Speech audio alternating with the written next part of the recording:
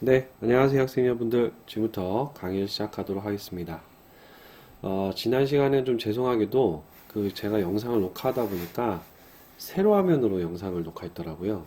그래서 실제 이제 동영상을 재생해 보니까 이제 화면이 되게 흐릿하게 보였습니다. 이 부분에 대해서 굉장히 죄송하다고 좀 말씀드리고 싶습니다. 오늘은 이제 정상적으로 이제 과화면에서 영상 녹화를 하고 있고요. 오늘의 강의의 주제는 이비즈니스와 경영관리라는 부분입니다. 자, 일단은 경영관리 파트에 해당되는 부분의 이제 소목차를 보면 기업 경영, 경영조직, 시스템과 경영, 그리고 성과 분석 이렇게 이제 네 가지로 이제 구성이 되어 있습니다. 여러분들 때 기억나는지 모르겠지만 우리가 이제 앞서 배웠던 것 중에 하나가 이제 전략 수립이었죠. 전략 수립에서 가장 중요한 사람이 마이클 포터입니다. 그 마이클 포터가 이 가치사슬, 그러니까 파이브 퍼스 어널리시스 분석도 이 사람이 만들었고요. 그 다음에 이제 우리가 이제 본원적 활동, 지원적 활동이라고 하는 이제 가치사슬 모형도 이 마이클 포터가 만들었습니다. 자, 오늘 이제 배울 내용은 EBS 모델 중에서 본원적 활동을 제외한 지원적 활동, 즉 경영 관리에 대한 부분이고요. 그걸 여러분들이 이해하려면 기업에 있어서 경영이 무엇이냐, 경영을 하기 위한 조직이 무엇이냐, 그다음에 시스템과 경영은 무엇이냐, 그리고 성과 분석은 무엇이냐, 요거에 대해서 좀 이해를 할 필요가 있겠습니다. 자, 경영의 개념을 한번 볼게요. 경영은 조직의 목표 달성을 위해 자원을 효율적으로 활용하는 동태적인 활동을 말한다 라고 얘기되어 있고요. 경영의 기능은 계획, 조직화, 지휘, 통제 기능 이렇게 되어 있습니다. 자, 근데 제가 이제 여러분들한테 얘기하고 싶은 부분 중에 하나가 뭐냐면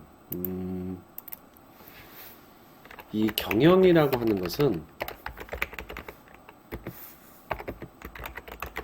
의사결정을 하는 것입니다. 의사결정하는 것. 그러니까 무슨 얘기를 하고 싶은 거냐? 지금 여기 보면 자원의 효율적 활용이라는 부분이 있죠? 자원의 효율적 활용. 활용. 내가 어떤 목표를 달성하기 위해서는 자원이 필요한데 그 자원이 한계가 있다는 겁니다. 지난 시간에도 얘기를 했죠. 그럼 이 한정적인 자원을 효율적으로 이용을 해야 되는데 그러려면 내가 지금 급한 거 또는 내가 중요한 거 이런 부분에 자원을 효율적으로 활용을 해야 되겠죠. 그러한 결정을 내리는 과정을 우리가 의사결정이다 이렇게 얘기합니다.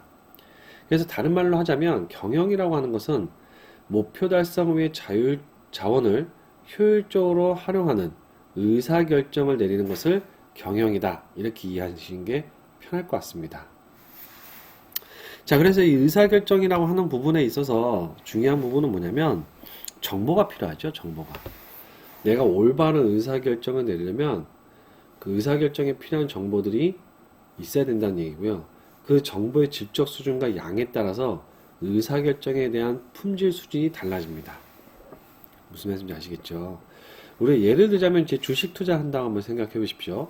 그러니까 개인이 주식 투자했을 때하고 뭔가 이제 펀드 매니저 또는 어떤 뭐 정치인들 또 뭐 어떤 사회적으로 위치가 있는 사람들이 주식 투자할 때하고요. 상황이 좀 다르죠. 왜냐면 개인이 주식 투자할 때는 그만큼의 정보의 양이라든지 정보의 질적 수준이 낮습니다.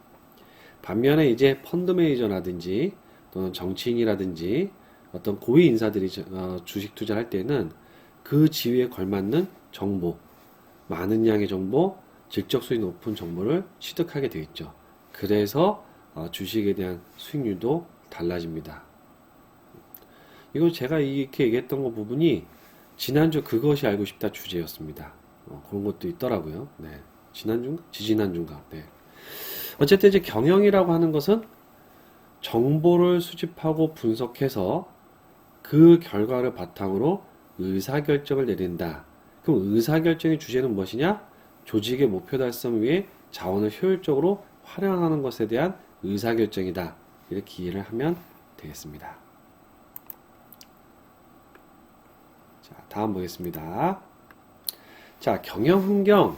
자, 이거는 우리가 지난 시간에 전략 수립할 때 외부 환경, 내부 환경 분석한다고 얘기했죠. 정확히는 외부 환경, 내부 역량 분석입니다. 자, 그래서 경영 환경이란 기업을 둘러싸고 있거나 기업에 직간접으로 영향을 미치는 기업 내부와 외부의 모든 요인을 의미하는 것이며, 환경 변화에 기업에게 성장의 길을 끊임없이 제공해주는 동시에 기업의 생존 문제까지 영향을 미칠 수 있는 위험 요인이 작용한다, 이렇게 돼 있죠. 자, 그러면 이걸 수학 분석으로 얘기하자면 기회, 위협, 외부 환경, 강점, 약점, 내부 역량, 그래서 SO 전략, ST 전략, WO 전략, WT 전략 이렇게 수립을 하게 됩니다. 자, 과업 환경이라는 게 있습니다. 이제 과업 환경이라고 하는 것은 뭐냐면 개별 기업의 경영 활동성에 직접적 영향을 끼치는 환경. 그러니까 이제 주로 이해관계자 집단으로 이제 구성된 환경인데, 우리가 이제 지금 말씀드렸던 외부 환경과 내부 역량은 전사적인 관점에 있어서의 환경 분석이고요. 과업 환경은 내가 실제 사업을 수행하는 과정상에서 직접적인 영향을 미치는 환경들. 예를 들어서 고객들, 공급업체, 유통업체, 경쟁업체 이런 것도 있는데, 가령 예를 들어서 LG 디스플레이다. LG 디스플레이의 가장 큰 고객은 아이폰입니다. 그래서 이 아이폰이 LG 디스플레이에다가 뭐 품질 수준을 좀 더 세게 얘기한다. 그러면 이제 그런 순간에는 나한테 직접적 영향을 끼치는 환경이죠. 품질 수준을 세게 한 만큼 이제 또 거기에 대한 관리 체계나 투입되는 자원이나 이런 것들이 달라질 겁니다. 그래서 과업 환경에 여러분들 꼭 기억하셔야 될 거 뭐냐면 내가 사업을 수행하는 과정상에서 직접적으로 영향을 미치는 환경이다. 이걸 좀 이해하면 좋겠습니다. 자, 일반 환경이라고 하는 것은 뭐냐면 과업 환경과 다르게 뭐 직접적일 수도 있고 간접적일 수도 있고, 그러니까 전반적인 외부에 존재하면서 기업의 의사결정이나 기업 활동에 영향을 미치는 전반적인 환경을 우리가 일반 환경이다 라고 얘기를 합니다. 그래서 이 일반 환경은요, 대부분 기업의 공통적으로 나타납니다. 그래서 기업에 끼치는 영향 범위가 넓고 간접적입니다. 보통 이제 경제환경, 사회문화, 정치법률, 국제환경, 기술환경. 우리 그 지난 시간에 전략 수업 때 배웠죠? 이걸 뭐라 그러죠? 네, 패스트 분석이라고 얘기합니다. 정치, 경제, 사회, 기술. 그래서 일반 환경은 이 패스트 분석을 통해서 보통 이제 분석들을 많이 하죠. 자, 조직이라는 부분을 한번 보겠습니다. 조직. 자, 조직이라고 하는 것은 공동의 목표를 이루기 위해 함께 일하고 있는 사람들의 모임. 다수의 인간들이 여러 가지 목표를 달성하기 위해 상호작용을 하고 그들의 행동을 조정하는 유기적인 집합체, 이렇게 얘기를 합니다. 자, 여기서 여러분들 꼭 기억하셔야 될 단어가 있습니다. 공동의 목표, 상호작용. 그러니까 조직이라는 것은 공동의 목표를 위해서 모여 있어야 되는 겁니다. 공동의 목표 없이 모여 있다. 절대 그럴 수가 없죠. 뭔가 반드시 공동의 목표가 있어야지만 사람들이 모입니다. 우리가 요즘 여러분들이 이제 계시는 이제 인간사회도 하나의 조직이죠. 인간사회 공동 목표는 뭐냐? 생존입니다. 생존을 위해서 사람들이 모여 있는 거죠. 모이다 보니 마을을 이루고, 마을이 커져서 국가를 이루고, 이런 식으로 이제 발전하기 시작합니다. 맞죠? 자, 또 한 가지 단어는 이제 상호작용입니다. 그러니까 상호작용은 내가 뭔가 어떤 행동을 비췄을 때 상대방이 그에 대해서 부정적이든 긍정적이든 또 나에게 피드백을 주는 활동을 상호작용이라고 하죠.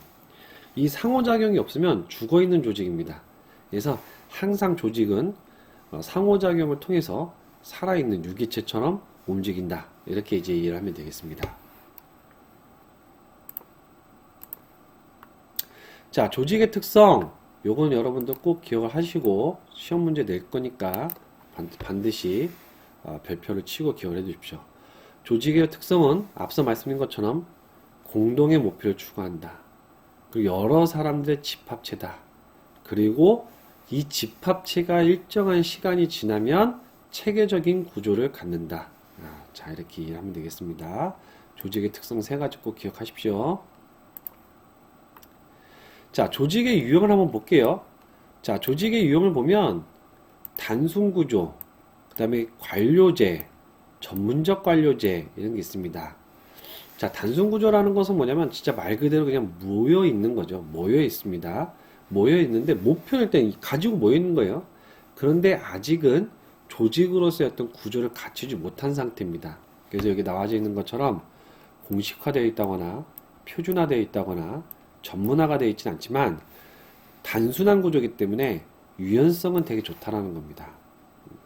자, 기계적 관료제는 뭐냐면 어느 순간에 이 단순 구조의 조직이 커지면서 이제 일정 서열이 이제 정리가 되죠. 서열이 정리가 되면서 관료 형태로 피라미드 형태의 의사결정 체계를 갖습니다. 자, 이런 형태를 이제 기계적 관료라고 얘기를 하는데, 이 기계적 관료가 이제 공식화, 전문화가 일단 되어 있고요. 그 다음에 이제 대량 생산에 이제 적합하지만, 반면에 기계적이다 보니까 당연히 이제 비인간적이고, 사람이 많다 보니까 유연성이 떨어집니다. 자, 이런 상황 속에서 이제 이 관료제가 약간의 전문성을 띠기 시작하면서 분화하게 됩니다. 여기서 나와져 있는 것처럼 병원, 대학, 법률, 뭐 이렇게 전문 회사. 그래서 여기는 이제 전문성을 가지고 기계적인 관료제가 전문성을 기반으로 이제 그룹화되면서 움직이는 형태인데, 기계적 관료제 마찬가지로 공식화, 전문화가 되어 있고요. 대신에 이 공식화 전문화에 포함되어 있는 이 전문적 관료제에 포함되어 있는 이 사람들은 자율성을 어떤 부분 가지고 있습니다. 일정 부분 갖고 있다는 점을 여러분들이 기억을 해 두면 좋겠습니다. 자, 그래서 여러분들 조직의 유형의 단순 구조, 기계적 관료제, 전문적 관료제에 대해서는 구분할 줄 알아야 되겠습니다. 자, 조직의 유형에 또 뭐가 있냐면 사업부제라는 게 있습니다. 사업부제.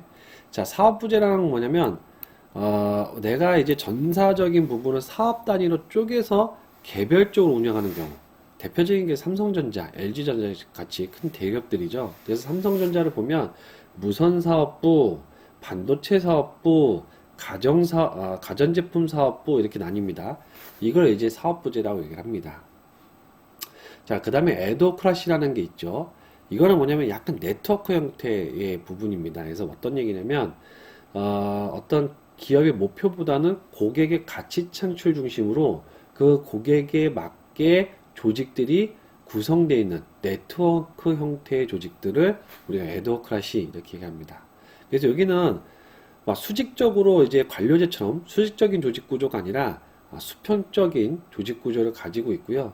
그래서 이제 어떤 고객 가치 창출을 위해서 부서 간의 협업이 이루어진다든지 또 다른 부서와 또 협업을 한다든지 뭐 뭔가 되게 자율성이나 유기적으로 연계되는 형태를 이제 보시면 되겠습니다.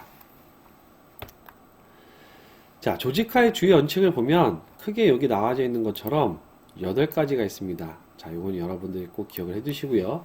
분업화 전문화 원칙, 조정의 원칙, 기능화의 원칙, 책임과 권한의 원칙, 삼면등가의 원칙, 명령 일원화의 원칙, 통제범위 원칙, 계층제의 원칙 이렇게 되어 있는데 분업화 전문화는 뭐냐면 일단 조직이 단순 구조에서 관료제로 이루어지면서 나중에는 유연성 중심의 또 전문성 중심의 분업화가 된다, 전문화가 된다는 뜻이고요.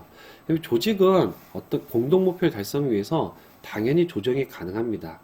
꼭 한 조직만 일정 부분 유지하는 것이 아니라 그때그때 환경 변화에 따라서 조정이 될 수 있다는 거고요. 또 이 조직은 기능에 따라서도 세분화될 수 있다는 뜻입니다. 그리고 이 조직을 구성하고 운영하는 데 있어서 거기에 따른 책임과 권한을 주고 그에 따라서 조직을 운영한다는 뜻이고요. 자, 상면등가의 원칙은 여기 나와져 있는 것처럼 책임, 권한, 의무. 그래서 조직을 운영하는 사람은 반드시 책임을 져야 되고 그 책임을 준 만큼 권한을 가지고 있고 만약 책임과 권한과 더불어서 이 조직이 반드시 수행해야 될 의무를 갖고 있다. 이렇게 이제 보시면 되겠습니다. 그래서 4번, 5번은 비슷한 내용이라고 이제 보시면 될 것 같고요. 자, 그 다음에 명령 일원화의 원칙은 뭐냐면 아무리 분업화되고 전문화가 돼 있다 하더라도 조직을 종합적으로 컨트롤하는 컨트롤 타워, 의사결정 기구가 있고 이 컨트롤 타워에 의해서 그 명령들이 이 조직 생존을 위해서는 명령들이 수직 하달로 내려갈 수도 있다라는 뜻입니다. 그리고 우리가 여러 가지 뭐 분업화된 전문화된 조직이 있다 하더라도 서로 의사결정이 다르고 이걸 조정해주거나 총괄적으로 관리해주지 않으면 이 조직은 와해될 수밖에 없겠죠. 자, 그 다음에 통제범위 원칙, 그 다음에 계층제 원칙은 여러분들 교재에 있는 내용을 한번 읽어보면 되겠습니다. 자, 그 다음에 이제 조직 계층의 이해를 보면요. 당연히 최고 경영층, 중간관리층, 일상경영층, 그 다음에 사무적 기술, 대인관계 기술, 개념적 기술로 해서 보통 여러분들이 알고 있는 이제 관료제 형태가 이렇게 이제 구성이 되어 있고요. 이 관료제의 형태에 따라서 각각의 필요한 역량들이 요게 이제 기술이 되어 있습니다. 자, 시스템과 경영. 자, 시스템. 내가 여러분들한테 시스템에 대한 개념 한번 설명했는지 모르겠습니다. 자, 프로세스는 어떤 목적을 달성하기 위한 일련의 활동들의 집합체를 우리가 프로세스라고 얘기를 했죠. 자, 프로세스.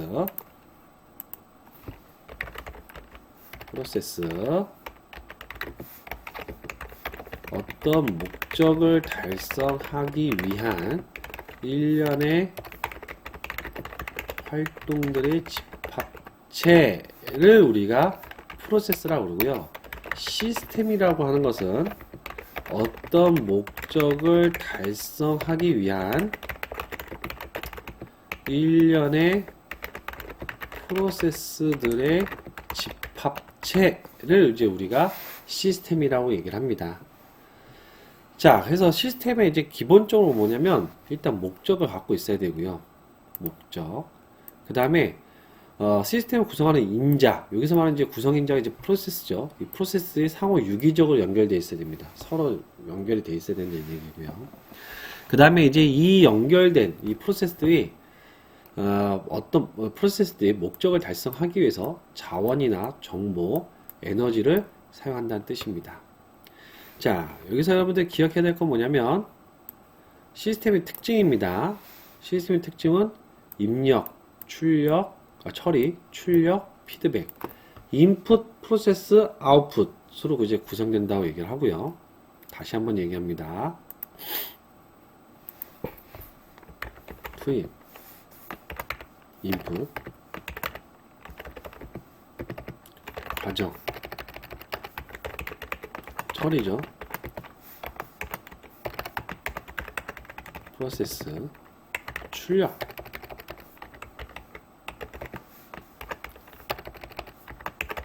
아웃풋으로 이제 구성이 된다라고 이제 보면 되겠습니다. 잘 기억해 두십시오. 자, 그래서 프로세서로 이제 구성된 이제 이 시스템은 통제하지 않으면 당연히 이제 무너지게 되어 있습니다. 자, 그래서 시스템은 통제를 해야 됩니다. 통제를 해야지만 프로세스가 정상적으로 작동이 되겠죠. 자, 여기 보면 이렇게 이제 되어 있습니다. 여러분들 이 그림을 잘 기억해 두십시오. 제가 중간고사에 낼 거예요. 그래서 시스템의 일반적인 형태를 도식화하십시오 라고 하면 이 그림을 그릴 줄 알아야 됩니다. 자, 다음은 이제 시스템과 경영의 종류, 확정적 시스템, 확률적 시스템, 폐쇄 시스템, 개방 시스템, 뭐 이런 것도 있는데, 이 시스템의 종류에서 여러 가지 이제 뭐 얘기들이 있지만, 뭐 이거를 이제 오픈할 거냐, 아니면 나만 가지고 있을 것이냐, 아니면 확률적으로 운영할 것이냐, 아니면 정해놓고 움직일 것이냐, 뭐 여러 가지 이제 내용들이 있습니다. 근데 여러분들 이제 가장 기본적인 이 시스템은 여기에 나와져 있는 것처럼 기업의 일반적인 시스템을 봐야 되는데요. 입력, 과정, 프로세스. 이 과정에서 의사결정을 하게 되고요. 이 의사결정에 따라서 자원이 입력이 들어가게 되고, 왜냐면 아까 말씀드렸죠. 경영에 있어서 가장 중요한 거는 한정된 자원을 합리적으로 사용하기 위한 의사결정이 나왔죠. 그래서 이제 경영에서 자원의 합리적 배분을 위한 의사결정을 내리게 되면 그 자원이 입력에 들어가게 되고요. 그 입력에 따라서 과정을 거치게 되고 과정에 따라서 출력이 나오게 되는데 여기 나오는 이제 정보 프로세스는 뭐냐? 성과를 얘기하는 겁니다. 내가 투입 대비 얼마만큼의 성과가 나왔느냐 이런 부분들 이제 잘 봐줘야 될 필요가 있겠습니다. 자, 경영 시스템이라고 하는 건 뭐냐면 앞서 말씀드린 이 경영관리, 이 경영관리를 하나의 시스템으로 연결시켜서 이제 관리하는 부분인데요. 여러분들이 가장 잘 알고 있는 경영 시스템이 바로 ERP입니다. 전사적 자원 관리라고 하죠, 우리가.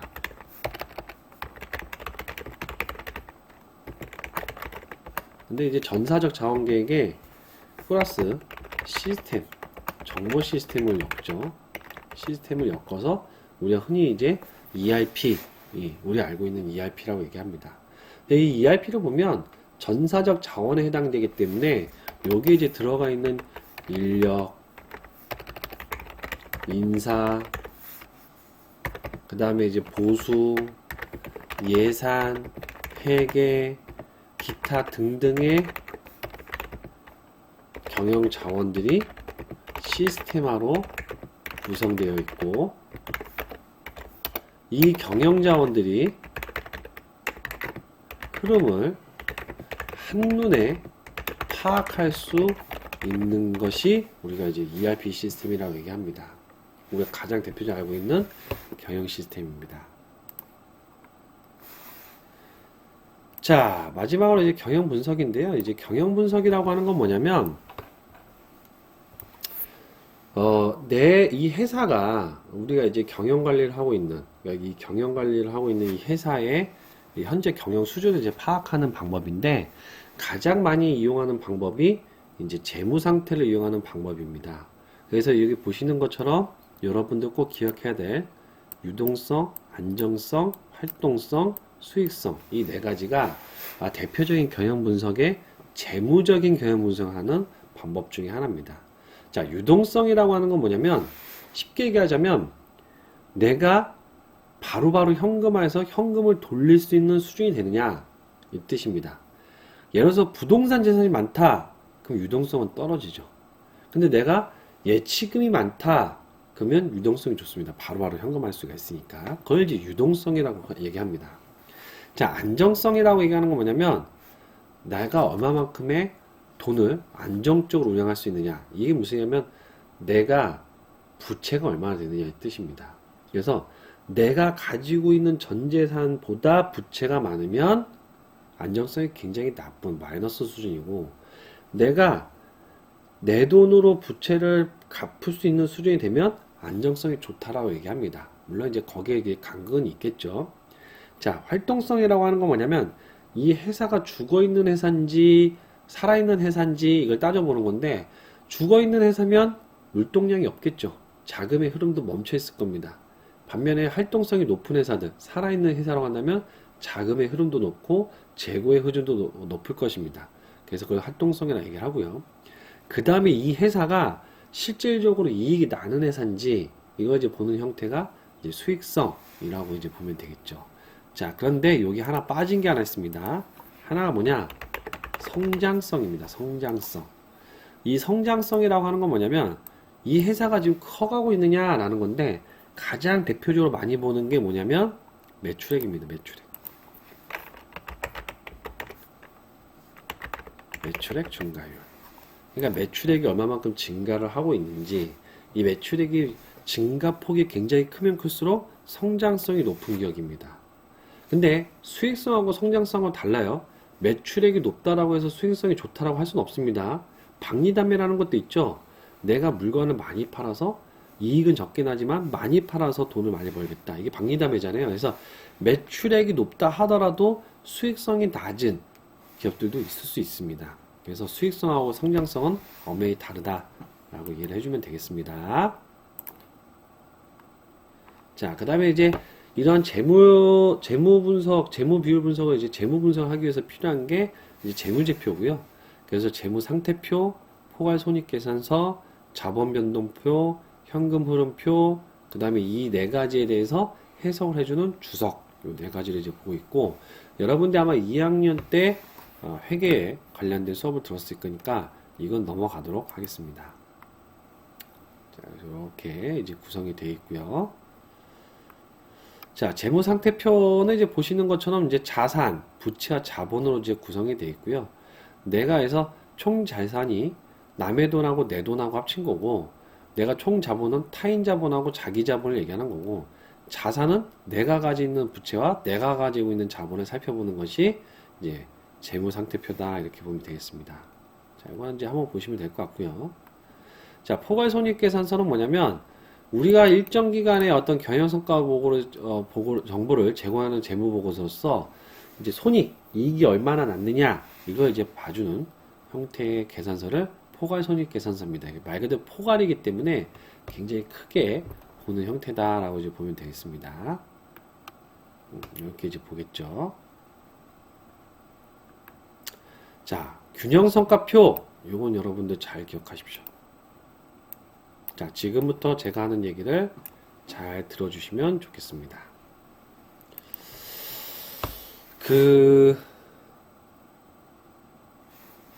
우리가 재무 중심의 성과를, 기업에 대한 성과를, 기업에 대한 경영을 이제 분석을 했습니다. 그거에 대해서 배웠죠. 그러다 보니까 이 회사가 재무적으로는 굉장히 좋은데 다가올 환경 변화나 고객 관점에서조차도 이 경영의 수준이 높은 것이냐 라고 판단하는 것은 사실 맞지 않습니다. 왜? 돈으로만 보기 때문에. 그래서 재무 중심으로 경영 분석을 했을 때 함정은 뭐냐면 지금은 재무 상태가 좋지만 이 회사가 다가올 미래 환경 변화에 능동적으로 대응하고 고객으로부터 평판이 좋은지 여부를 판단하지 않기 때문에 실질적인 이 기업에 대한 가치, 기업에 대한 지속성을 판단하기에는 굉장히 한계가 있습니다. 그래서 나온 것이 균형성과표입니다. 얘는 뭐에 대한 얘기냐? 회계 측정에만 치우쳤던 어떤 성과 분석의 한계를 보완해서 고객, 비즈니스 프로세스, 학습과 성장을 추가해서 기업이 발전 가능하게 하는 것을 이제 보는 형태다 라고 보시면 되겠습니다. 자, 이해 한번 다시 볼게요. 자, 어쨌든 간에 기업의 목표는 지속성입니다. 자, 그럼 지속성을 우리가 얻으려면 재무적인 성과가 있어야 되겠죠. 자, 그러면 재무적인 성과를 얻으려면 누가 나한테 재무적인 성과를 기여하겠습니까? 바로 고객입니다. 맞죠? 그러니까 재무적인 성과가 좋아지려면 고객과의 관계가 좋아야 되고, 그 다음에 내가 고객과의 관계가 좋아지려면 고객이 원하는 프로세스를 갖고 운영해야 됩니다. 예를 들어서 고객이 나는 신속성을 원해. 그럼 내가 고객한테 빨리 뭔가 물건을 갖다 줄 수 있는 신속한 프로세스를 구축하는 게 중요하고요. 고객이 나한테 품질을 원한다. 그럼 품질 수준을 높게 하는 뭔가 프로세스를 가지고 운영해야 되겠죠. 자, 그러면 이런 프로세스를 구축하는 데 있어서 가장 중요한 건 뭐냐? 지속적인 개선 노력입니다. 그 지속적인 개선을 하려면 조직 구성원들이 이 프로세스에 대해서, 고객에 대해서 항상 학습하고 성장, 혁신하는 활동을 펼쳐줘야 됩니다. 자, 이 얘기를 다시 한번 해볼게요. 우리 조직 구성원들은 고객과 프로세스에 대해서 항상 학습을 하고 혁신적인 활동을 한다. 이를 통해서 고객이 원하는 프로세스를 구축하고 이 프로세스를 통해서 고객이 만족을 한다. 고객 만족은 결국 재무적인 성과로 이어진다. 말이 되죠? 또 다시 봅니다. 재무적인 성과를 창출하기 위해서는 고객 간의 관계가 좋아야 된다.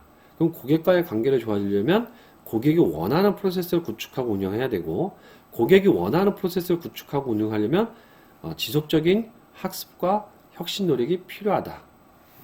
자, 여러분들 앞으로 가나 뒤로 가나 가장 중요한 거는 이렇게 연결고리를 갖고 있다는 것이 균형성과표이며, 균형이라는 의미는 뭐냐면 재무적인 것만 보는 것이 아니라 비재무적인 것도 같이 봐줘야 된다는 뜻에서 균형성과 이렇게 얘기를 합니다.